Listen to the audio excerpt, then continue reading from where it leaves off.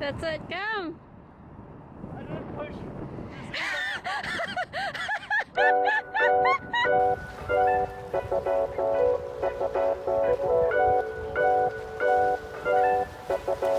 So chances are our pandemic looks very different from your pandemic. In fact, take a look at all these people on the bike trail here today. Hi, Venus. I'm tired. You're tired? But we're only halfway there. Mostly the lockdown here in Toronto hasn't been too bad. Unlike the scenes you see in the news like Spain, Italy, France, and China, we've never really had a full-scale lockdown here. Also, with the successful launch of the Canadian Emergency Response Benefit, anyone that's self-employed has been affected by COVID-19 is eligible for a $2,000 per month benefit from the Canadian government. It's given me the ability to attempt new challenges during this time of isolation. So, crazy idea for a new show, the 100 Challenge series. And to start things off, we're starting with this.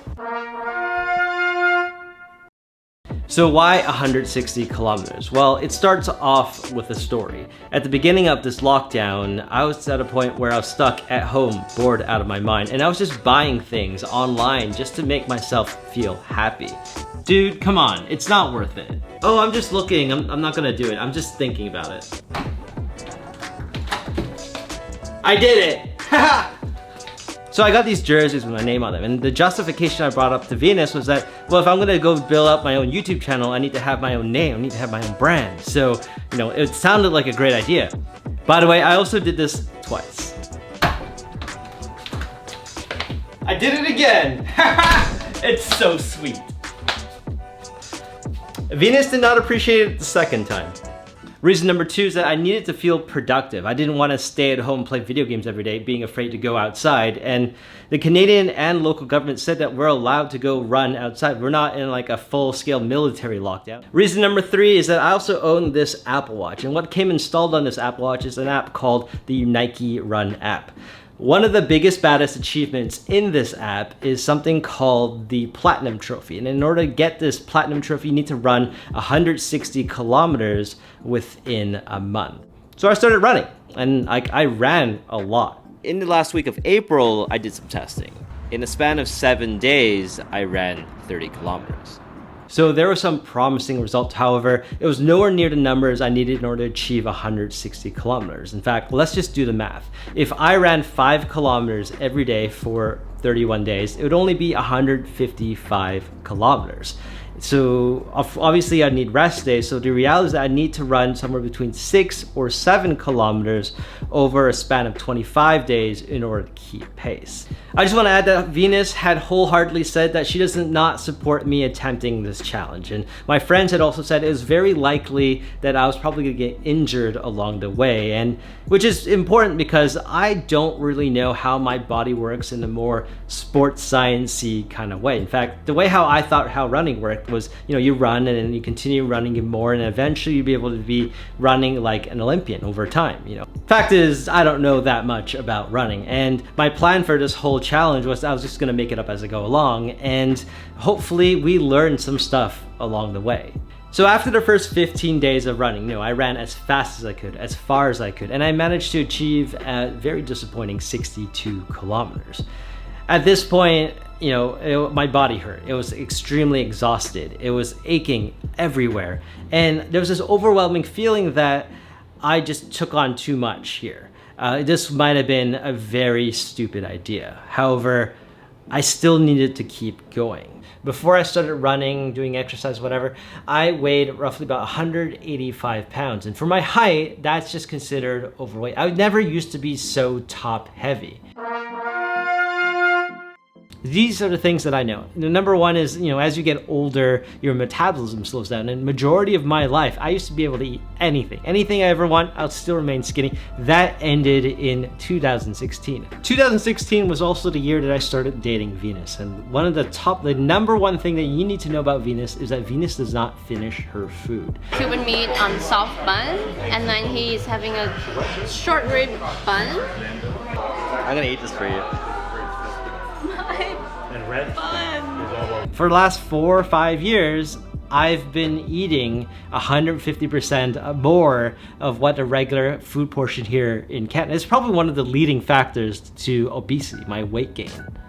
Finally, there was a whole bunch of bad life choices I'd made. So for example, when I got this boosted board, this electric longboard, I used to take it to go everywhere. I would stop walking to anywhere, and it has had a pretty detrimental impact on my weight, I think.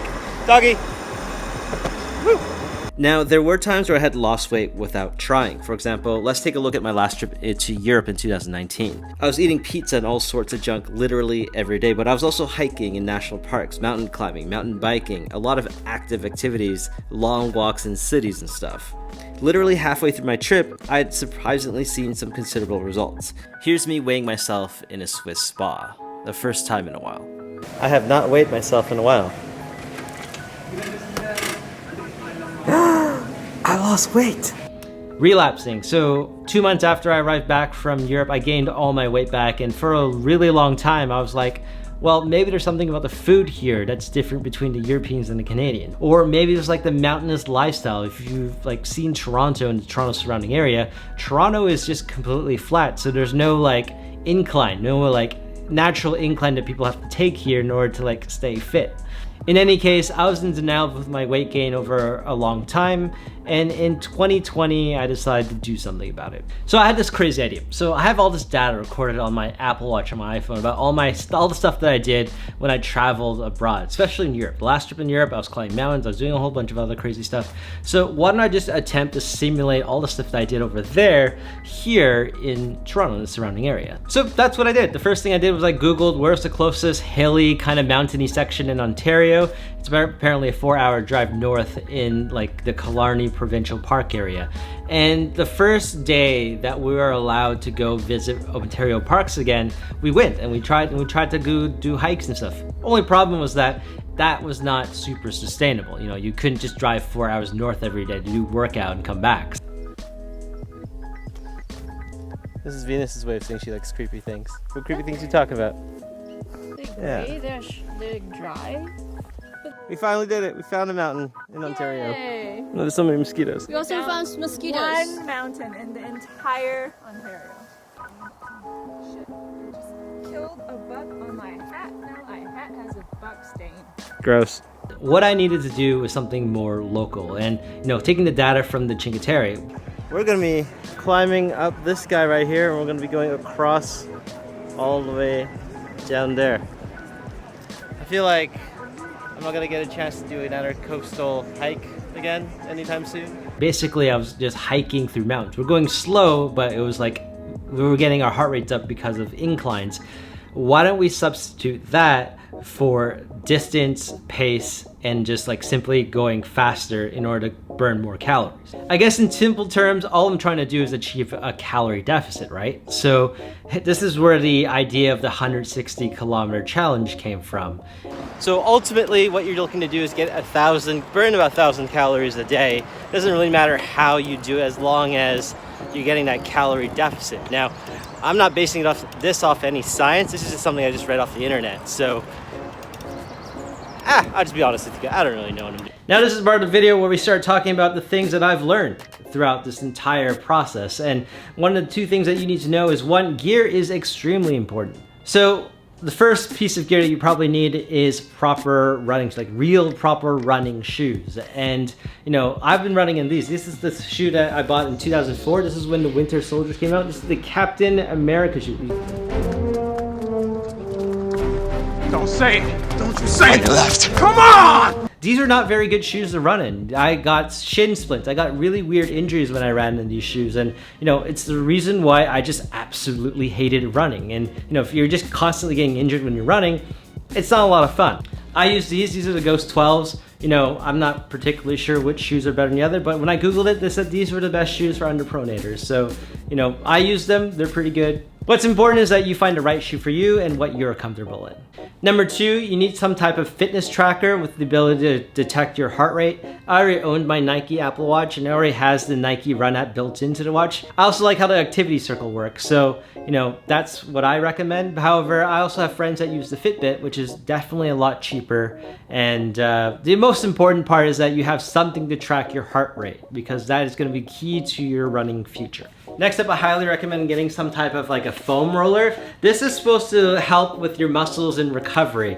Yeah, foam roller is super important if you get knee pains when you're running. It's probably because you are running incorrectly, and this knee pain is joined with like this muscle here. So pretty much what you need to do is you need to use a foam. Oh my god! Ah! So painful. I also have this guy. This guy is just something that you roll on your muscles, and it helps with the recovery rate as well. So I highly recommend getting both. I got these at Winners together for like 15 bucks. So like highly recommend. It's 100% essential. You should definitely have these if you're planning to run for extreme distances. Next, this is a yoga mat. You definitely need this. You're going to be doing a lot of yoga for this run. Ever since I saw the documentary with Michael Jordan, him doing yoga, it's changed my perspective on yoga. So it definitely helps in terms of recovery. Highly recommend it. And finally, this is not really gear. This is more of like a support system, but healthy competition.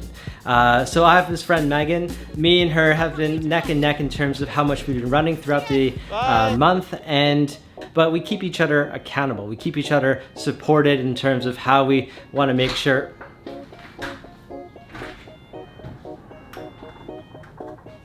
Hi! How you doing? Pretty good. I can't film anymore now, huh? So now we have gear and support. It's time to get back to the main challenge. I love these hot dog buns. I'm not sure if they're healthy or not, but they're so good. It's been like a week since the last time we filmed. So FYI, it's now like a week later since the last time we filmed. Venus has finally like gone grocery shopping so I could film this at home. Apparently there's like a whole theory about all this stuff and how to do it properly versus how to not do it. And there's a number of things that I was clearly doing wrong. It's important to stretch. I didn't cool down after every run, because I didn't cool down. What I mean is like I didn't walk 1 or 2 kilometers very slowly in order to get that recovery phase of your heartbeat from like pumping all that blood over your body and getting that lactic acid out of your body. Currently doing the cool down phase.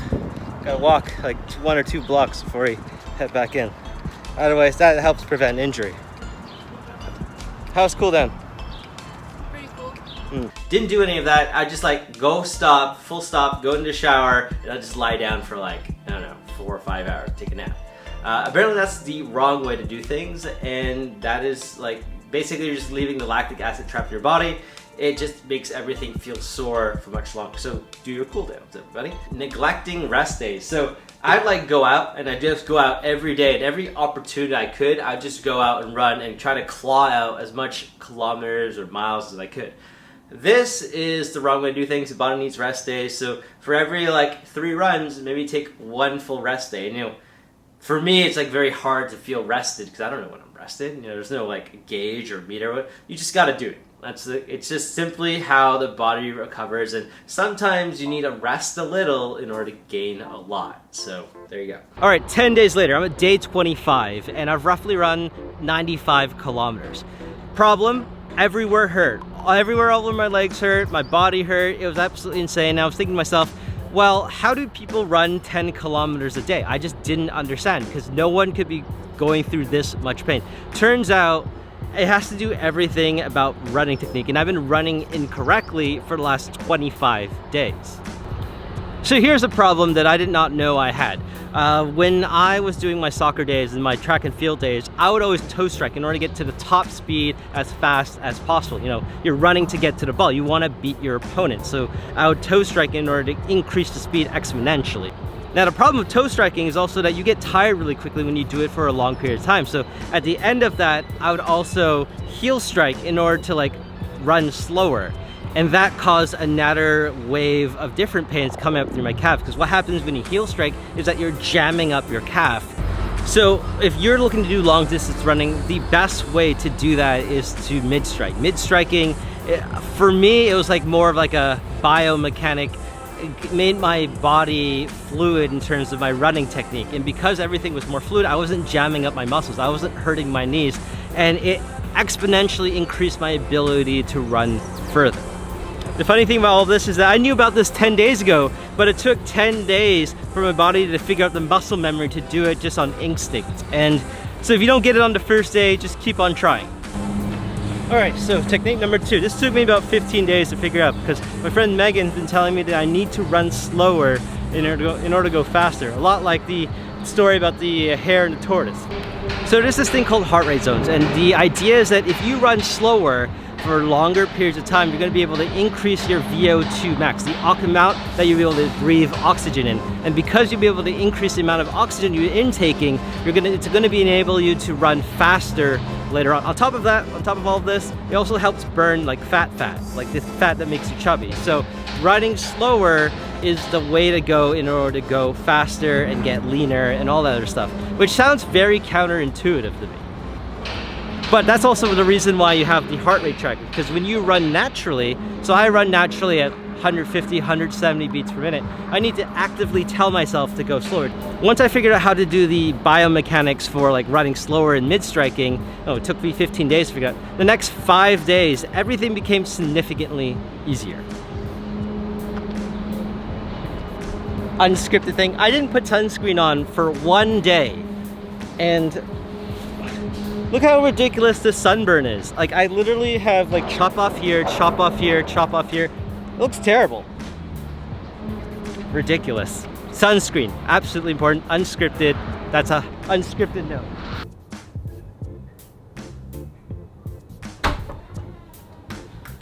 Hey, so I just ran 14K, and right now it is, what's today? Today is May 28th. We're at 120.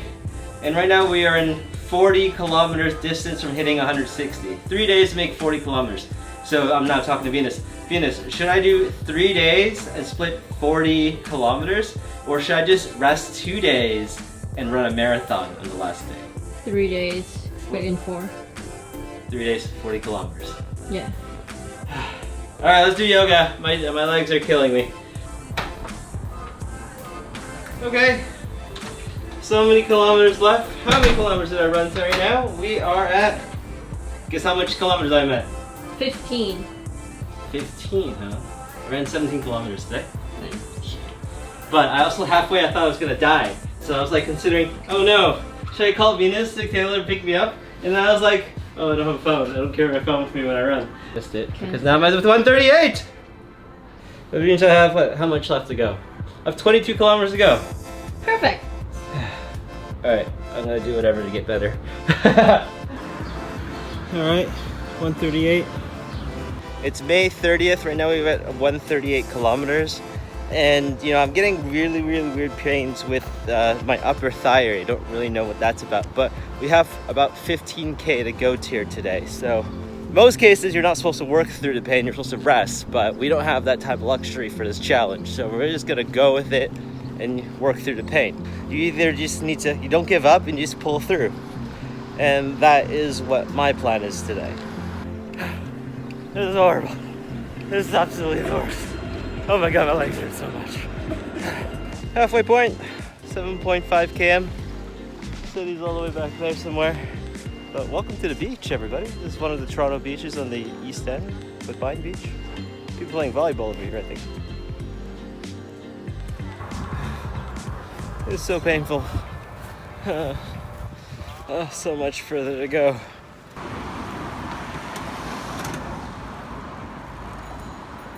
Welcome to the run.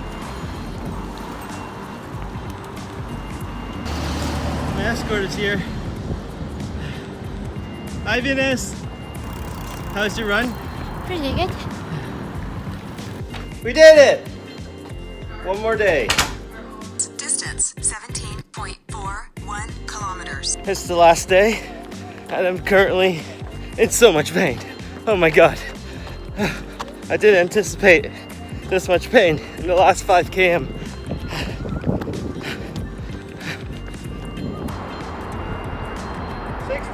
I didn't realize that we would almost be at this point.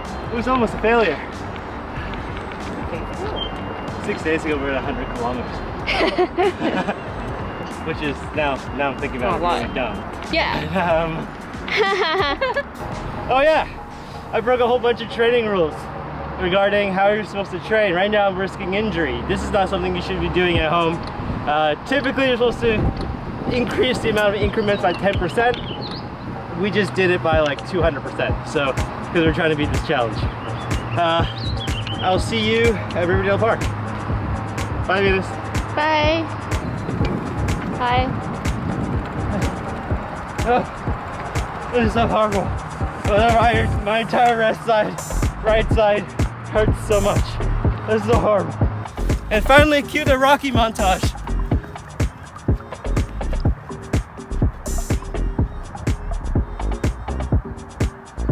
Go, go, go.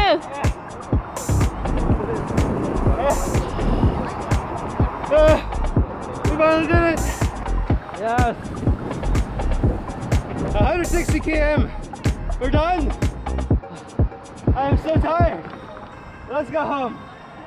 On that final note, thank you guys for watching. Please consider subscribing, and until next time, I'm going home. Let's go home. Thanks everybody for running with me. Thank you, Magos, Jesse, Venus. Good job, Maiku. Let's go home. Let's go. Okay, secret challenge. Let's go.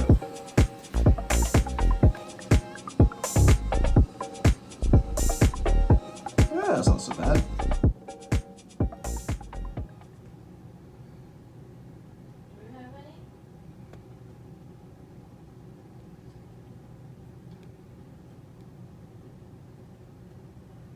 Okay, we start again. It's not focusing.